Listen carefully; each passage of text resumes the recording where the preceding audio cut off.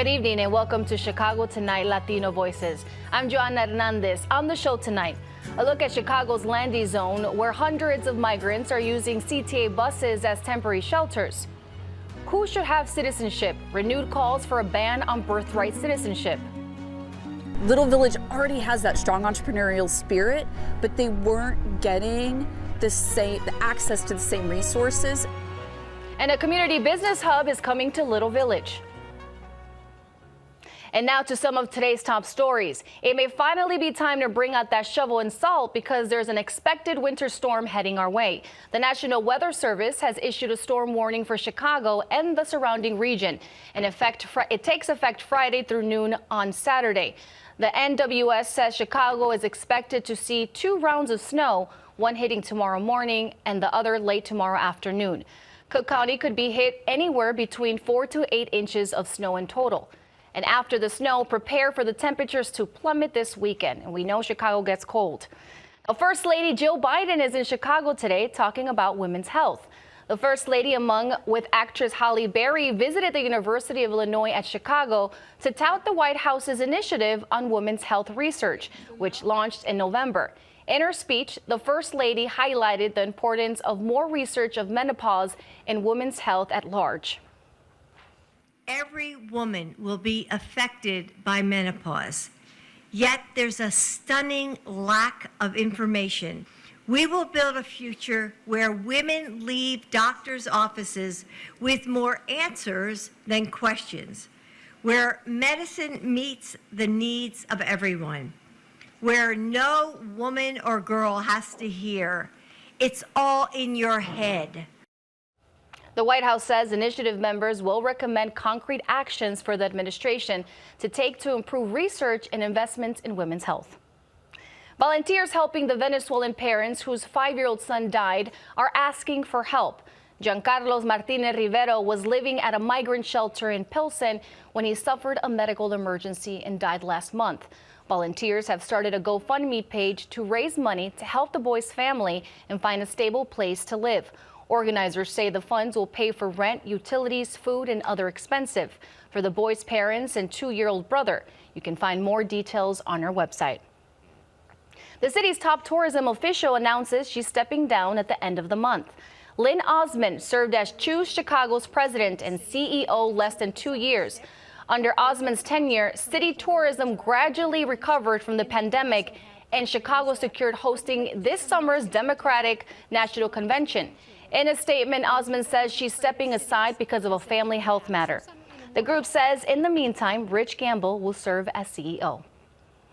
And are you tired of wait times at the DMV? Illinois Secretary of State Alex Giuliani says you should ditch the in-person visit. In a news conference today, he encouraged Chicagoans to explore the Skip the Line, Do It Online program as his office expands online services. The expansion includes a website portal to help customers, as well as phone lines and texting systems to help seniors and teen drivers. The Secretary of State says it's part of his office efforts to reduce wait times for services. More than 2.25 million Illinoisans who will need their driver's license renewed in 2024. More than 1 million, or nearly half, have the ability to renew online or by mail or over the phone. Up next, hundreds of migrants are using CTA buses as temporary shelters at the city's landing zone. We share the latest details right after this. Chicago Tonight, Latino Voices, is made possible in part by the support of these donors.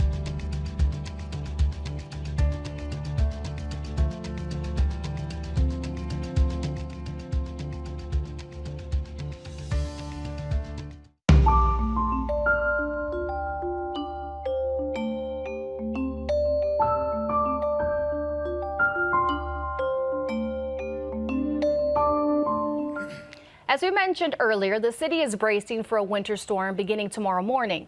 Of the more than 30,000 migrants that have been sent to Chicago from the southern border, more than 200 are living at the city's landing zone, using CTA buses as temporary shelters. Volunteers say they are now scrambling to find ways to get migrants the supplies they need. Joining us now with more are Melissa Deming, volunteer with the police station response team and founder of Cimas Amigos, Veronica Saldado, a volunteer with the police station response team, and Alderman Jason Irving of the 28th Ward, which includes the landing zone.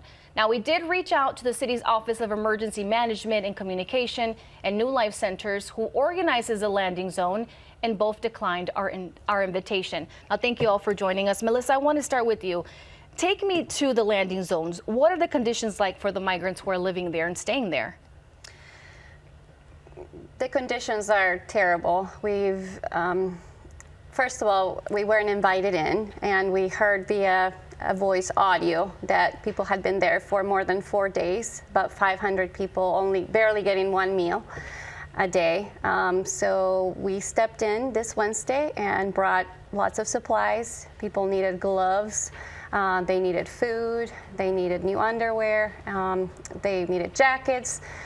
They have to sleep on the bus at night with their kids, and so it's not meant to be a place where they sleep, but that's what's become. We thought the stations were bad. This is much worse. It's much worse. I was about to ask that. Veronica, I'm guessing you guys work together? We worked at different districts, so I was the volunteer lead at District 7, Veronica at District 12. 12, right. So talking about that, what are the difference between people staying at the police stations and then people staying at these buses? It's night and day, really, because at least at the police stations, we had systems in place where volunteers were there or on call to be ready to receive them and bring them all of their basic necessities, screen them, if they needed medical attention, we'd make sure to, get that for them. And it's just not like that at all. As humans, what would you say bothered you the most when you went to these landing zones and you started seeing what was going on? What would you say bothered you the most? I stepped foot onto one of the buses on Monday, and there, immediately at my feet, was a mom and her child sleeping on the floor of the bus. And there are people the bus is full. Otherwise, people sitting down, people in the back sleeping on the bus. And I started talking to people, asking them questions, asking them how long they'd been there.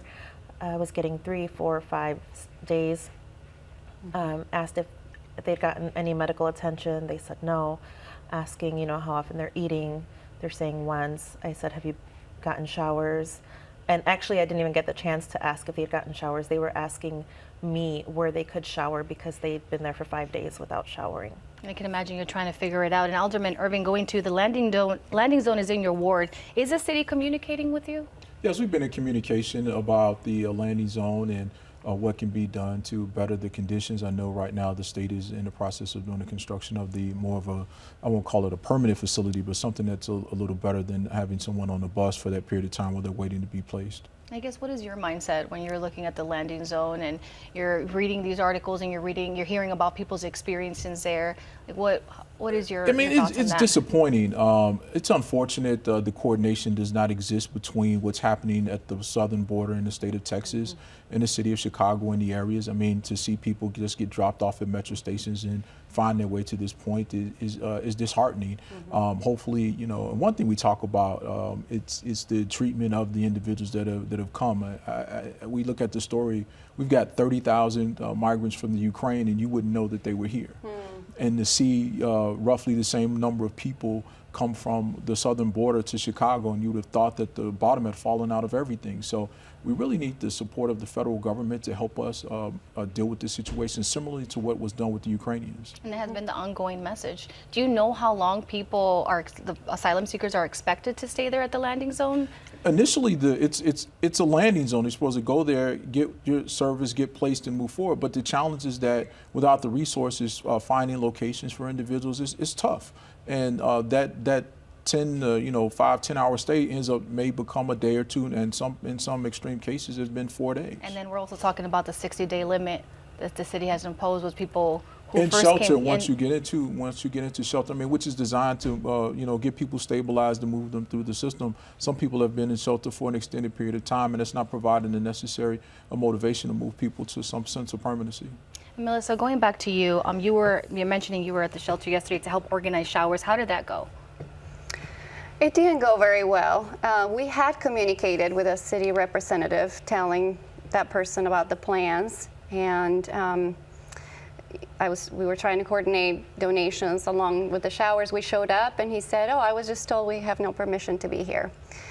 So at first it was about permission, and then after that it was the hookup. So all kinds of excuses not to treat our new neighbors with dignity. I mean, we're talking about a shower. We're not talking about the best meal of the day. This is just so they can be clean after several days of being there. And these police response initiatives, they've been going on for a while, right? So the city knows that these are volunteer-led groups. What is the Exactly. biggest frustration here? Did you mention that, I know you said you were in the bus, but when you were there for the showers, are you allowed to go and communicate with people? We were told no. The moment I stepped in, another one of our volunteer leads said, "Oh, we were told not to go in the buses." And then we said, okay, then we'll organize, on the sidewalk. And then eventually we're like, you know what? It doesn't make sense for us not to be. I mean, I'm one of them, an immigrant too. So I did, go in and chatted with them. I'm not going to ask them to step out in the cold so I can give them gloves. That doesn't make any So sense. you have restrictions. Yeah, but I mean, they finally said, it's you can be in the public areas, so we can be on the sidewalk. But our issue is we are in communication with city officials. We've gone to their meetings, and it seems like it's more to be told things that could be mentioned in an email. So we have demonstrated that we should have a seat at the table. We really partnered, a lot of us, with officers that realized partnering with us makes sense to them. It made their job easier. They didn't have to welcome them, the ones that didn't want to. We came in, we spoke Spanish to them, we gave them blankets, whatever they needed. This is for free. These are Exactly. This is volunteer. Going to you, Veronica, why do you decide to volunteer? Why is this personal for you? I come from a family of my grandparents migrated here in the 40s. Pilsen then was mainly European, but we've seen it change over time, and it's still my home, and so it just made sense to help. To go and help. Alderman Irving, so many volunteers. Is there a better way to use their help? I know that working with OEMC and trying to coordinate it, because there's so many different things going on, that there definitely needs to be coordination, in which is OEMC's job. To hear the points that are being raised today, of course, are disheartening, and there definitely needs to be better coordination. But again, it all comes down to resources, and we're taking this on, this burden on, which is very heavy, and it's been a challenge for all of us. What would you say coordination looks like? What would coordination look like? Coordination will look like communication with outside entities working in regards to this. And again, there are some entities that are paid to work through this, but there are some people that are out of the kindness of their heart are volunteering for this. And we want to harness all of the resources, because at the end of the day, we want to help make this experience as positive as possible. And why do you think it's so hard to connect both together, city and volunteer? And you've been doing this for a while. Why do you think that you can't come together? I think a lot of people get worried about liability and safety, and they think that if we get too close, we're going to see things that we shouldn't see. The reality is we are already close. They don't have to tell us where the gaps are. We know them. So it's best to just partner with us. We know it's a crisis. We know things aren't perfect, but it's going to take more than the organizations that are currently listed as the ones that help. I mean, one of the organizations is not there on the weekend. So what happens when people show up on the weekend and they don't have volunteer groups have to step in. But we need to be told. So currently we try to work outside of the system, and it makes it really hard. So for an organization like us to find, Seamos Amigos or volunteers, to find out where new arrivals are, we have to learn that from our new neighbors. Yeah, we're not told who is new, so sometimes we just have to kind of guess, do you have enough? So if they just told us, look, there's a new arrival, we would be there with a welcome kit, just like we did at the stations. Well, we just need to be told more. Yeah. Well, thank you so much, all of you, for joining us with that information and the update. Up next, renewed calls for a ban on birthright citizenship. We share the latest.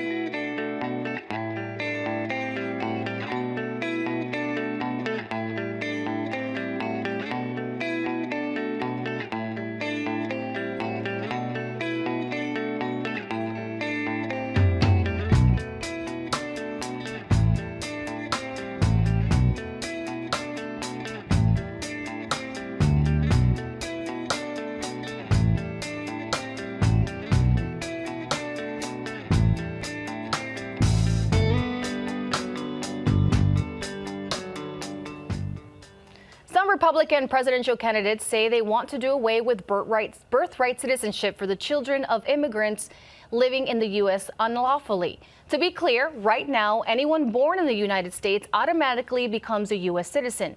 The issue has become a part of the larger bedrock of conservative priorities, ending illegal immigration.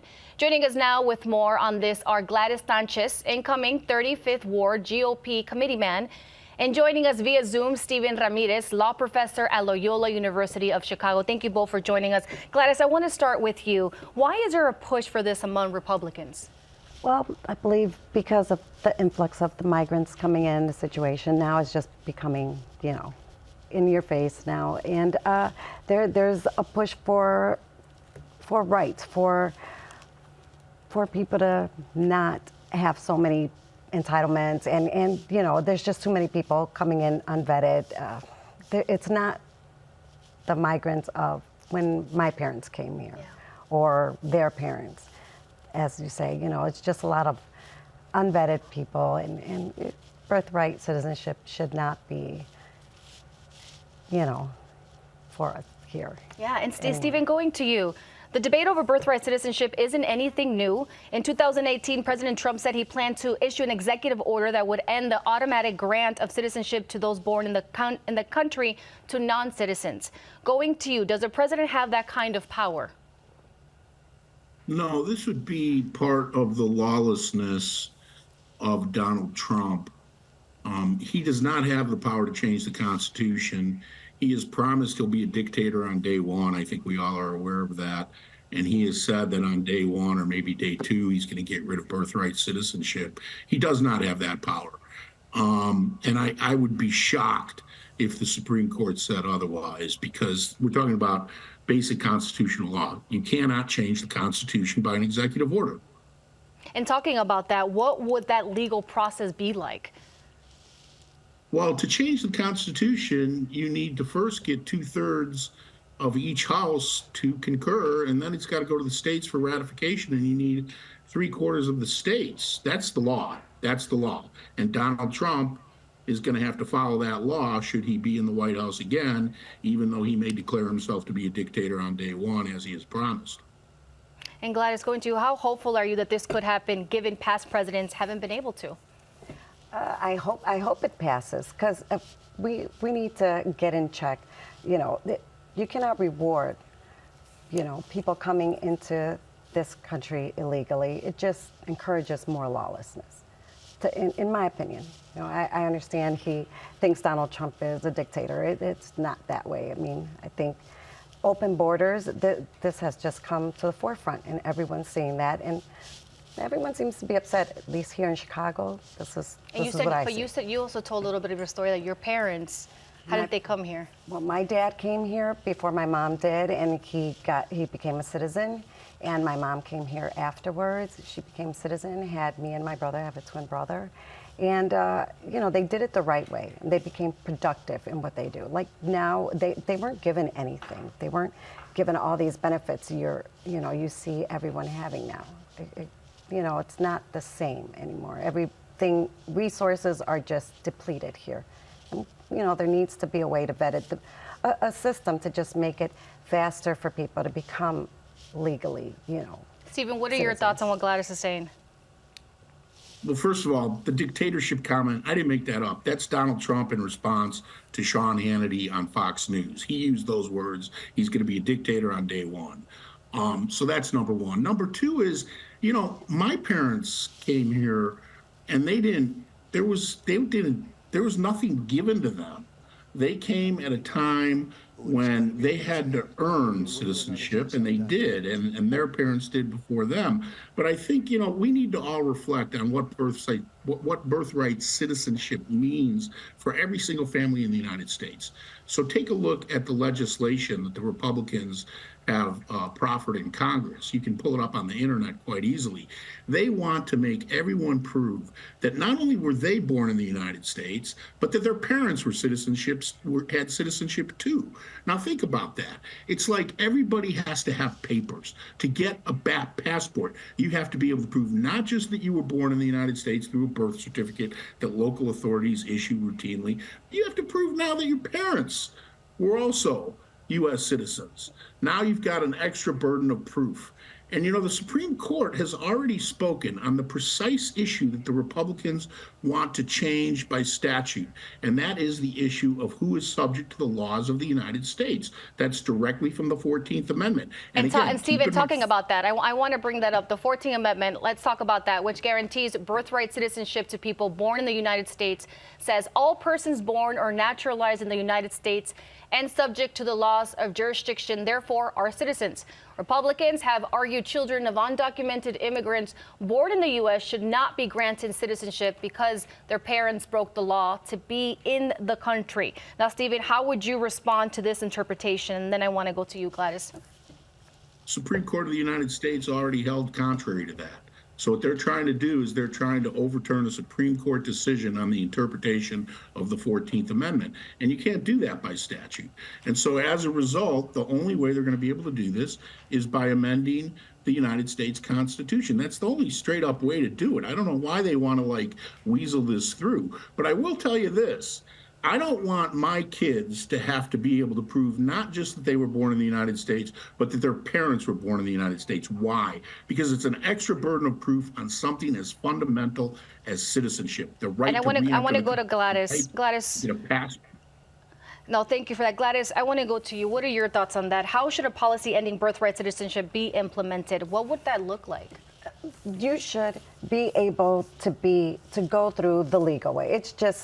It's simple. There should not be amnesty. I'm not for amnesty. I mean, why should you be pardoned? Why should you What about the people who've been here for more than 30, 40 years? Should they be granted amnesty? See, that's the age-old question. And it's going to be here forever. It's been here before I have been, and it's going to be here later on. How they go about doing that, I think right now it's more so who's here now, are they being productive? What are they... are they paying taxes? Are we just going to fund them for the rest of their lives?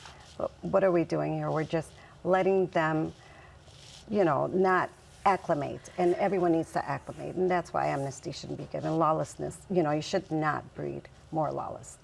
Well, I know my parents, they received their amnesty back in 80s, in the 80s. So, I mean, I wouldn't be here if it wasn't for them. But thank you for both of you for this conversation. We can keep going on this debate, but this is all we have. Up next, plans to transform an abandoned building in Little Village into a community working space. But first, a look at the weather.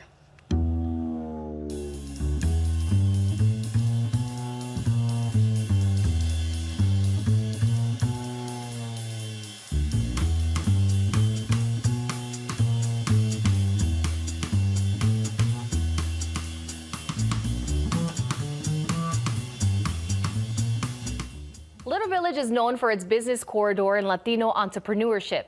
Now a space coming to the heart of the neighborhood aims to give more resources to those hoping to kickstart a business of their own.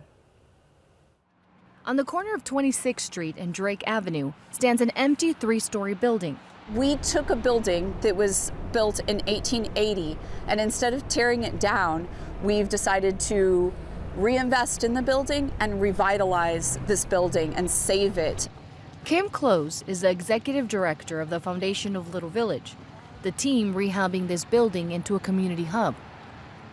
It's on a corner, which is why it's called a esquina, but it's really about investing in the resources that already exist here and bringing a new life to them. And that's why we're working with local operators.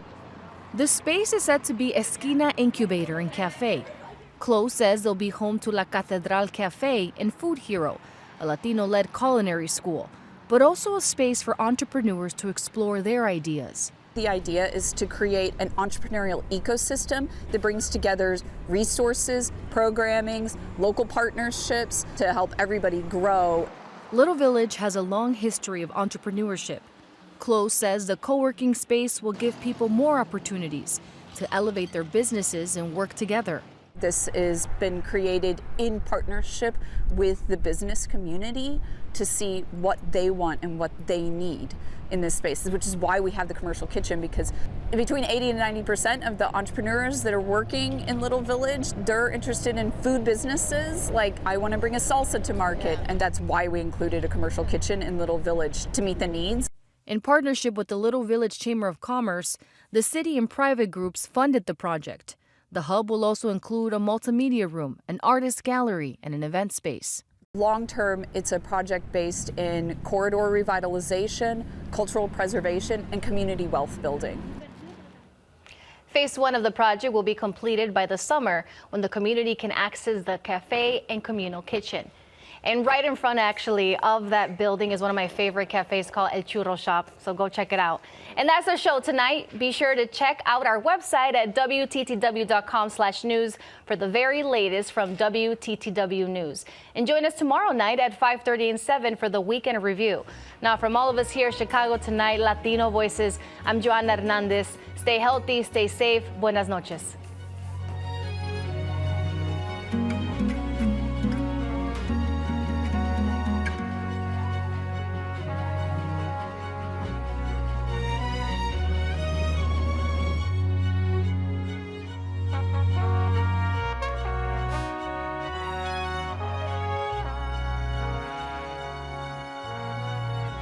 Closed captioning is made possible by Robert A. Clifford and Clifford Law Offices, a personal injury law firm committed to giving back to the community through law and philanthropy.